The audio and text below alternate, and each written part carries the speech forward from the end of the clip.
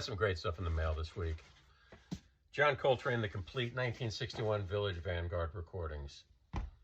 Ever since I started listening to jazz as a kid, this guy's been a towering figure. He started playing with Eddie Cleanhead Vincent, played with Jimmy Heath, Howard McGee. In 1949, he joined Dizzy Gillespie's band. In 1955, he joined Miles Davis' band. He was on the classic recordings, Cooking, Relaxin', Workin', Steamin'. He's after mastering hard bop, he was at the forefront of modal jazz and free jazz. Critics described his rapid-fire, dense improvisational style in the 50s as sheets of sound.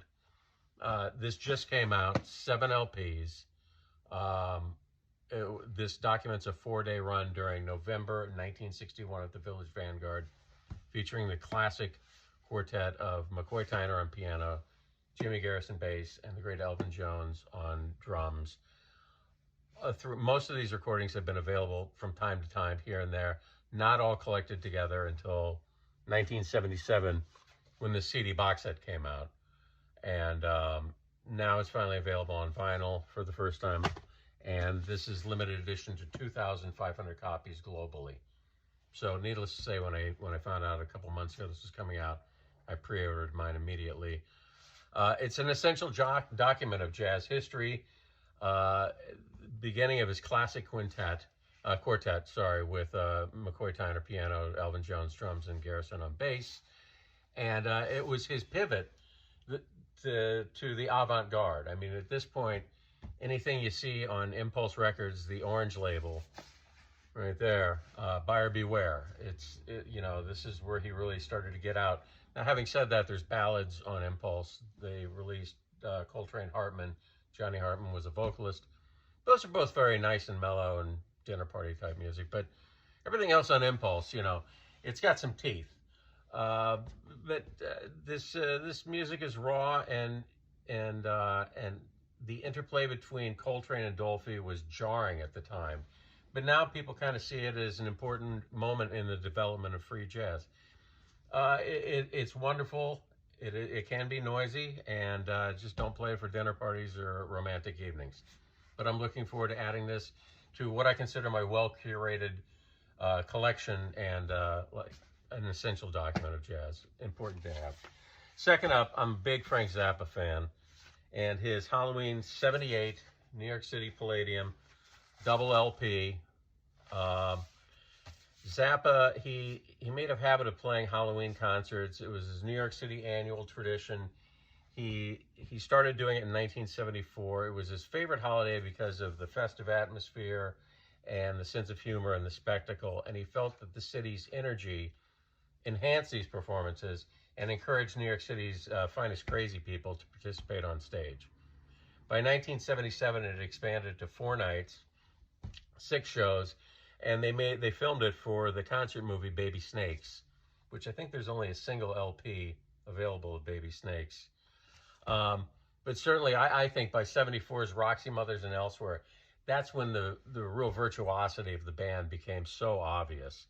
And on this lineup, a few things of note: Ed Mann on percussion, who filled the big shoes of Ruth Underwood, and newcomer Vinny Colaiuto on drums. If you go to YouTube, there's a great video about Vinny Colaiuto talking about his his audition for Frank Zappa. And it was at a big airplane hangar. There were hundreds of people in line in LA. And when he got up, Frank put the black page, which is, if you don't know it, a very dense orchestral piece written for percussion. And he put the black page in front of him, and Vinny turned around and started playing it by memory. So Frank said, "Oh, we got a wise ass." And he pulled it up and put down Pedro's Dowry, which is another dense orchestral piece he didn't know. And he was playing it along with Ed Mann. Well, all worked out, and he and Ed Mann are on this. Denny Wally as well, who isn't on many of Frank's recordings. I think he started out in the Grand Wazoo.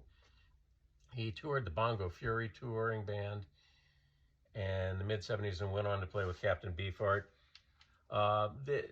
The musicianship is just excellent on this.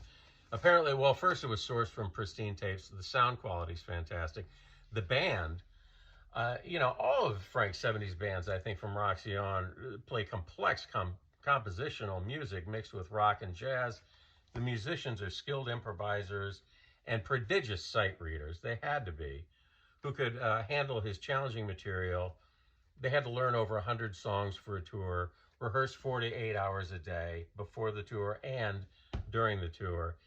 Sometimes Frank would throw last-minute songs at them. He would rearrange new arrangements on already existing songs they were playing. This a heavy bunch of musicians on all his live recordings, not to be believed. So one more to the collection is welcome, and this is candy corn colored vinyl for Halloween.